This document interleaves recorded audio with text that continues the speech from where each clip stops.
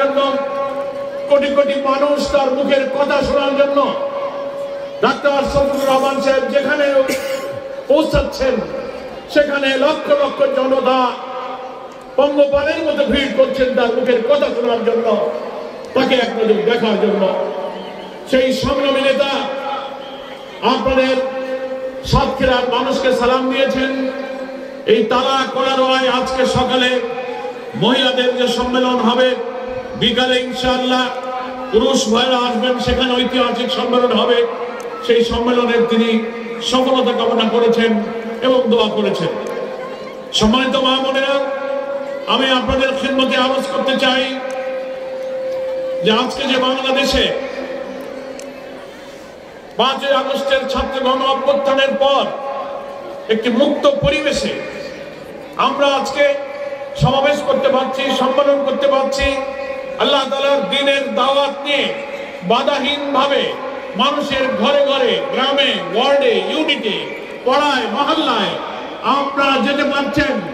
আজকের এই কর্মী সম্মেলন সফল করার জন্য দীর্ঘ কয়েক সপ্তাহ ধরে আপনারা যে পরিশ্রম করেছেন, প্রচেষ্টা চালিয়েছেন, বাধাহীনভাবে মুক্তভাবে আমাদের এই প্রিয় জন্মভূমি বাংলাদেশকে কর্তৃত্ববাদী শাসকের হাত থেকে, জগদ্দল অত্যাচারী শাসকের হাত থেকে মুক্ত করে আমরা যে নতুন বাংলাদেশ গড়ার যে মিশন নিয়ে আমরা ছুটে বেড়াচ্ছি, এই পরিবেশের পিছনে হাজার হাজার ছাত্র জনতা রক্ত দিয়েছে। আপনারা জানেন 40,000 ছাত্র জনতা আহত হয়েছে, কত মানুষের চাকরি গিয়েছে, পঙ্গু হয়েছে, হাত পা চলে গিয়েছে, চোখ গিয়েছে, মাথার মগজ বেরিয়ে গিয়েছে, বছরের পর বছর তারা কারাবরণ করেছে। আপনারা এটাও জানেন এই নতুন বাংলাদেশ, এই মুক্ত পরিবেশ নির্মাণের পিছনে আমাদের যে প্রিয় নেতৃবৃন্দকে ফাঁসিতে ঝুলিয়ে কারাগারে হত্যা করা হয়েছে, তাদের সেই শাহাদাত আজকের এই নতুন পরিবর্তনের পিছনে একটা অন্যতম অংশীদার হয়ে আছে। আমি এই ঐতিহ্যবাহী ইসলামী আন্দোলনের উর্বর জনপদ সাতক্ষীরার গণমানুষের ইসলামী আন্দোলনের এই জুলাই অভ্যুত্থানে তারাও যে শহীদ হয়েছে, তারাও যে রক্ত দিয়েছে, তারাও যে পথে প্রান্তরে আন্দোলন করে পতিত স্বৈরাচারের বিরুদ্ধে সংগ্রাম করে তুলেছিল, তাদের এই আন্দোলনের বিজয়ের জন্য সাতক্ষীরার গণমানুষ একটা ঐতিহাসিক অংশীদার হয়ে আছে, গর্বিত অংশীদার হয়ে আছে। আজকে এরা জীবন না দিলে, এরা রক্ত না দিলে, এরা ফ্যাসিবাদের গুলির সামনে আবু সাইদ মুগ্ধরা যদি বুক পেতে না দিত, তারা যদি জীবন না দিত, আজকে মুক্ত বাতাসে আমরা আল্লাহ দ্বীনের আওয়াজকে বুলন্দ করতে পারতাম না।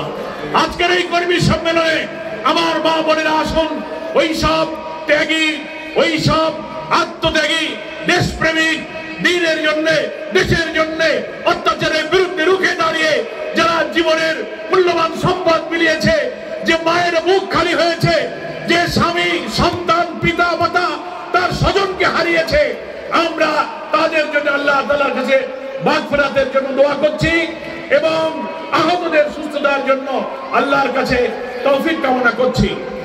আজকে বাংলাদেশ জামাত ইসলামী এই দীর্ঘ যে কালো যুগ, প্রায় 17-18টা বছর আমরা পার করেছি। এই সময় আমাদের কোনো গণতান্ত্রিক অধিকার ছিল না, ভোটাধিকার ছিল না, আমরা সভা করতে পারিনি, মিটিং করতে পারিনি, বিচারিক জায়গায় আমরা কোনো সুবিচার পাইনি। 2-5 লোক বাড়িতে বসে কথা বললে ধরে নিয়ে মামলা দিয়ে দেওয়া হয়েছে।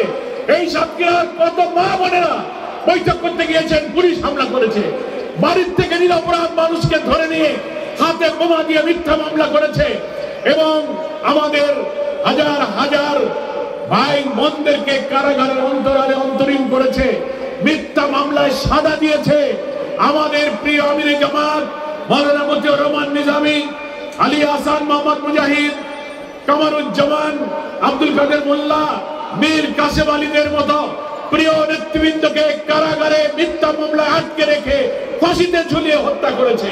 আমাদের সাবেক আমিরে জামাত অধ্যাপক গোলাম আজম, আবুল কালাম মোহাম্মদ ইউসুফ, আপনাদের সাতক্ষীরার বিশিষ্ট আলেম আব্দুল খালেক মন্ডল, সাবেক এমপি, আমাদের অধ্যাপক নাজির আহমদ, মকবুল আহমদের মতো, আল্লামা দেলোয়ার হোসেন সাঈদীর মতো 80, 90, 93 বছরের বৃদ্ধকে মিথ্যা মামলায় যারা জীবনে একটা মিথ্যা বলে নাই, একটা টাকা হারাম খায় নাই, কাউকে কষ্ট দেয় নাই।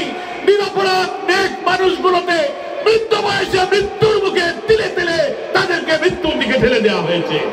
আমরা আজকের এই ঐতিহাসিক সম্মেলনে এই নতুন বাংলাদেশ সৃষ্টির পেছনে এই সব জাতীয় নেতৃবৃন্দের যে ত্যাগ, তাদের যে শাহাদাত, আমরা তাদেরকে গভীর শ্রদ্ধার সাথে স্মরণ করছি। মহান আল্লাহ তাআলার কাছে শুকরিয়া জানাই যে আল্লাহ তাআলা এই রাজনৈতিক পরিবর্তন না করে দিলে আমরা আজকে মুক্তভাবে এই কাজ করতে পারতাম না। এই মুক্ত পরিবেশের পিছনে তাদের অবদান আছে। ফ্যাসিস্ট শেখ হাসিনা যেভাবে আমাদের উপরে, দেশের জনগণের উপরে অত্যাচারের স্টিমুলার চালিয়েছিল, মানুষ হতাশ হয়ে গিয়েছিল যে আমাদের বোধহয় আর মুক্তি হবে না। 15-16 বছর দেশের রাজনৈতিক দলগুলো আন্দোলন করেছে, গ্রেফতার করেছে, গুলি করেছে, কারফিউ দিয়েছে, কিন্তু আন্দোলন সফল হয়নি। কিন্তু আমাদের তরুণ ছাত্র সমাজ এই জুলাইয়ের গণ অভ্যুত্থানে হাজার হাজার ছাত্র জীবন দিয়ে সেই আন্দোলনকে একটি সফল পরিণতির দিকে নিয়ে গিয়েছে। আজকে আমাদের ঐতিহাসিক দায়িত্ব হলো এই রক্তের দায় শোধ করতে হবে, এই রক্তের ঋণ শোধ করতে হবে। এই যে 2000 ছেলেরা জীবন দিল, 40,000 লোকের যে আহত হলো, তারা তো এই মুক্ত স্বাধীন বাংলাদেশের মুক্তির স্বাদ তারা পেল না। আজকে আমরা তাদের কাছে ঐতিহাসিক ঋণী হয়ে আছি। সেই দায় শোধ করতে হবে। কিভাবে সেই দায় শোধ হলো? যে নতুন বাংলাদেশ তারা দেখতে চেয়েছিল, সেই বাংলাদেশ নির্মাণের জন্য বাংলাদেশ জামাত ইসলামী আজকে আগামী দিনের এই নতুন দেশের জন্য যে অভিযাত্রা শুরু করেছে, একটি অবাধ নিরপেক্ষ জাতীয় নির্বাচনের মাধ্যমে জনগণের নির্বাচিত প্রতিনিধির সাথে ক্ষমতা হস্তান্তরের সেই প্রক্রিয়াকে আমাদের সফল করতে হবে। এটাই হচ্ছে ঋণ শোধ। আজকে জামাত ইসলামীর যত কর্মী, যত রুকন, যত সমর্থক, যত সহযোগী সদস্য, সুধী শুভাকাঙ্ক্ষী আজকে এই সম্মেলনে এসেছেন, আমাদের এই ঋণের দায় শোধ করার অর্থ হলো আমরা মানুষের কাছে দাওয়াত দেব, নিজের মান বৃদ্ধি করব, কোরআন পড়বো, হাদিস পড়বো, মানুষের কাছে কালেমার দাওয়াত পেশ করব, জ্ঞান এবং চরিত্র নিয়ে এই দেশের মা বোনদেরকে আকৃষ্ট করব এবং তাদেরকে দ্বীনের পথে এনে মানুষের তৈরি করা তন্ত্র মন্ত্র, মানুষের মতবাদ, মানুষের জীবনে শান্তি আনতে পারে না, এই সত্যের কথা আমরা মা বোনের কাছে বলবো। এই জুলাইয়ের গণ অভ্যুত্থানের সময় আমাদের সন্তানেরা, ছাত্র রাজপথে স্লোগান দিয়েছিল, উই ওয়ান্ট জাস্টিস, আমরা সুবিচার চাই, ন্যায় বিচার চাই। কারণ বাংলাদেশে কোনো সুবিচার ছিল না। আদালত একটি কর্তৃত্ববাদী শাসকের কথাই চলেছে, ভোটাধিকার ছিল না।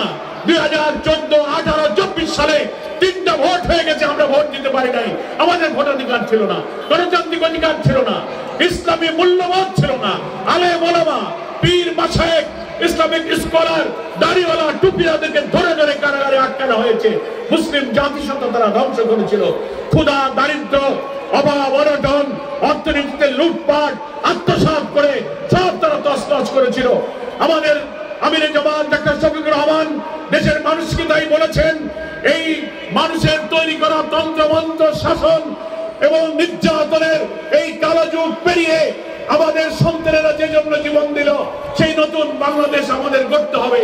এমন একটি দেশ আমরা করতে চাই যে দেশে ক্ষুধা থাকবে না, দারিদ্র থাকবে না, ভাত, কাপড়, শিক্ষা, চিকিৎসার নিশ্চয়তা দেবে রাষ্ট্র, জুলুম থাকবে না, আদালতে তারা ন্যায় বিচার পাবে, সুবিচার পাবে, মানুষে মানুষে হানাহানি হবে না, সেই ইনসাফপূর্ণ রাষ্ট্র। হিন্দু, মুসলিম, বৌদ্ধ, খ্রিস্টান, এই অঞ্চলে অনেক ধর্মের অবলম্বী ভাই বোনেরা আছেন। আমরা বারবার আমাদের আমিরে জামাত এবং নেতৃবৃন্দ বলে যাচ্ছি, আমাদের বিরুদ্ধে অপপ্রচার করা হয়। জামাত ইসলামীতে আজ অনেক হিন্দু ভাইরা যোগ দিচ্ছেন, হিন্দুরা আমিরে জামাতের মঞ্চে দাঁড়িয়ে বক্তব্য রাখছেন। তারা মনে করছেন আগের যারা শাসক ছিলেন তারা হিন্দুদের বাড়িঘর দখল করেছে, জমি দখল করেছে, ডিসিআর কেটেছে, ঘের লুট করেছে, তাদেরকে অত্যাচার করেছে। হিন্দুরা মঞ্চে উঠে বলছেন আমরা এখন জামাত ইসলামের নেতা কর্মীদের কাছে সবচেয়ে নিরাপদ। ইসলামের যে সুবিচারের ব্যবস্থা, সেই সুবিচারের ব্যবস্থা যদি কায়েম হয়, সেই নতুন বাংলাদেশ কায়েম হয়, এখানে শুধু মুসলিমরা নয়, সব ধর্মের মুসলিমরা, সব ধর্মের নাগরিকরা, অমুসলিম ভাইরা এখানে নিরাপদ থাকবে। আমাদের বিরুদ্ধে অপপ্রচার করা হয়, জামাত ইসলামীতে কোনো হিন্দুরা যদি যোগ দেয়, সমর্থন করে, তাহলে তারা ধর্ম পালন করতে পারবে না, তাদের মুসলমান হতে হবে না। এটা মিথ্যা কথা। আমরা পরিষ্কার বলেছি, আমাদের প্রিয় নবী মুহাম্মদ মুস্তাফা সাল্লাল্লাহু আলাইহি ওয়াসাল্লাম বিদায় হজের ভাষণে বিভিন্ন সময়ে সারা দুনিয়াবাসীর জন্য এই ঐতিহাসিক বক্তব্য দিয়েছেন যে কোন ইসলামী শাসক এবং রাষ্ট্রের অধীনে অন্য ধর্ম বর্ণের যত লোক থাকবে তারা হচ্ছে মুসলিম শাসকদের কাছে আমানত স্বরূপ। ফলে তারা তাদের ধর্ম পালন করবে, পূজা করবে, তাদের ধর্ম নিয়ে তারা চলবে। কিন্তু রাজনৈতিক, অর্থনৈতিক সুবিচার, সাম্যের সমাজ, ইসলামের যে সৌন্দর্য, ইসলামের যে কল্যাণ রাষ্ট্র, ইসলামের যে বিউটি, সেটা যদি সমাজে চালু আছে তাহলে অন্য সব আদর্শের চেয়ে সেই রাষ্ট্রই হবে হিন্দুদের জন্য সবচেয়ে নিরাপদ রাষ্ট্র।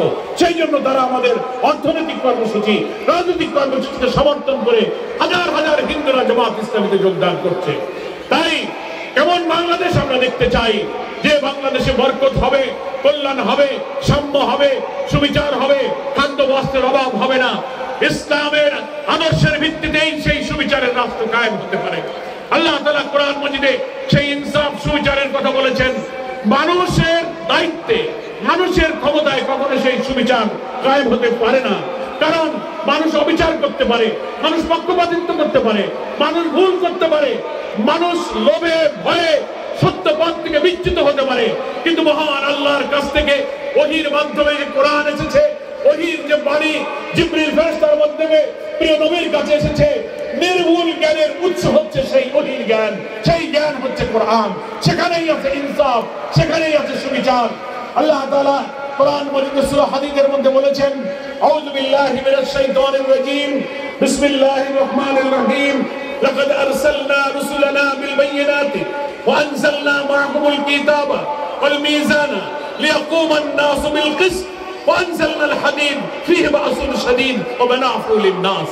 আমার মা বোনেরা, এখানে আল্লাহ তাআলা বলছেন, আমি রাসূলগণকে পাঠিয়েছি, কিতাব পাঠিয়েছি, বাইয়িনা পাঠিয়েছি, মিজান পাঠিয়েছি, এই জন্য লিয়াকুমান নাসু বিল কিসত, দুনিয়ার সমস্ত মানবতা, অল ম্যানকাইন্ড, সমস্ত হিউম্যানিটি, সমস্ত মানব সভ্যতা, হিন্দু, বৌদ্ধ, খ্রিস্টান, ভাষা, ধর্ম, বর্ণ নির্বিশেষে সকলকে নাস শব্দ দিয়ে আল্লাহ বলেছেন লিয়াকুমান নাস, সমস্ত মানুষ যেন সুবিচারের উপরে প্রতিষ্ঠিত হতে পারে।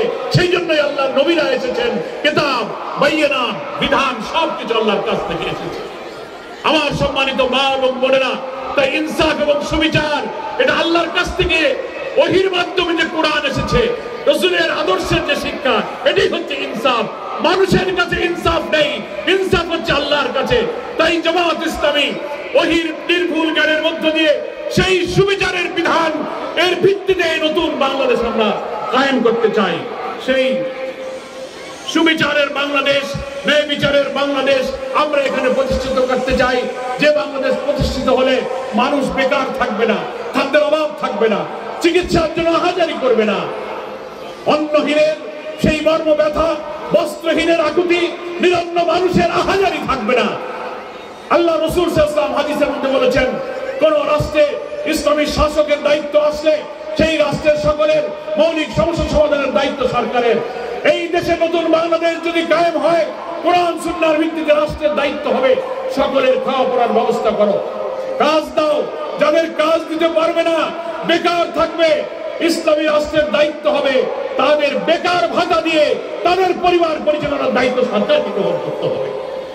আল্লাহর ভয়ের ভিত্তিতে রাষ্ট্রপতি, প্রধানমন্ত্রী, এমপি, মন্ত্রী, চেয়ারম্যান, সকল জনপ্রতিনিধি, শাসকরা আল্লাহকে ভয় করে আল্লাহর কাছে জবাবদিহির অনুভূতিতে তারা দায়িত্ব পালন করবে। সেখানে অনাচার থাকবে না, চুরি থাকবে না, লুটপাট থাকবে না।